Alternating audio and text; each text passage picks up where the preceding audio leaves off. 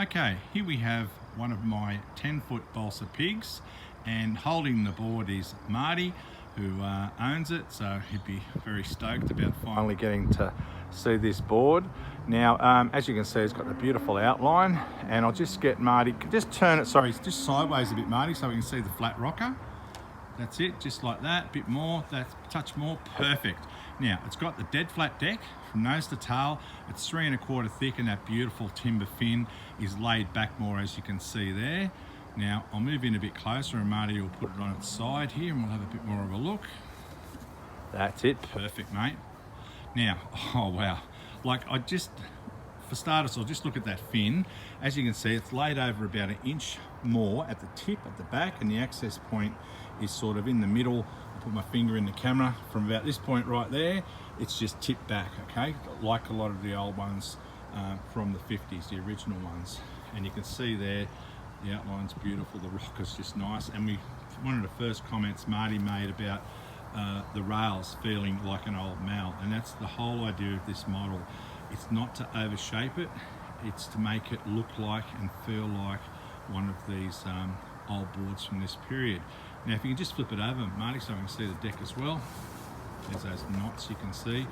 This is my favourite view, when you see that flatness of the deck, but you can still see the curve in the bottom, but that fin, okay? Look at that bloody fin. I'll come up to here. I'll show you our embossed foil sticker like they did in the late 50s, and you can see that fin right on the tail. There's the bead. You notice the bead that goes all the way around, I mean, it's a lot more care when I've done this bead. It's actually in a perfect line all the way around. That was the whole idea, not having a wobbly all over the place bead. 1/2 inch thick fin, made out of, I forget the exact name of the cedar, but Rod got it for me, and it's like concrete. It is the most beautiful cedar, and you can see the grain there.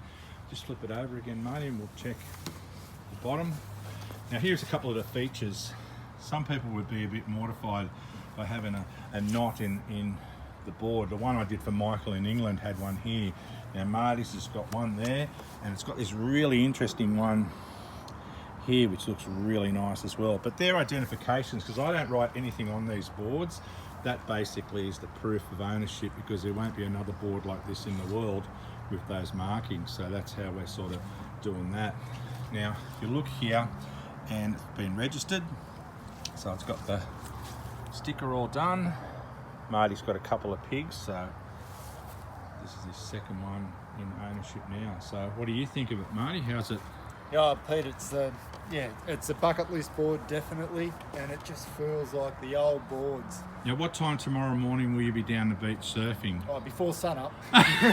Okay, so here it is here. I'm absolutely wrapped on this, because it took a little bit of extra time in a sense, but I'm glad I did, because everything I wanted about this board, when people pick it up, and Marty's got an old mal as well, when people pick this up, they're going to be and ahhing whether it's an old board. They'll see my logo and realise, obviously I make boards now, not in the 50s, but it's going to be a one that a lot of people are going to question as soon as they see him walking down the beach of it, saying, why are you surfing a wall hanger? And he'll probably just say, it's a surfboard first, mate. That's right. So anyway, made to go on the walls. There it is. One happy Marty.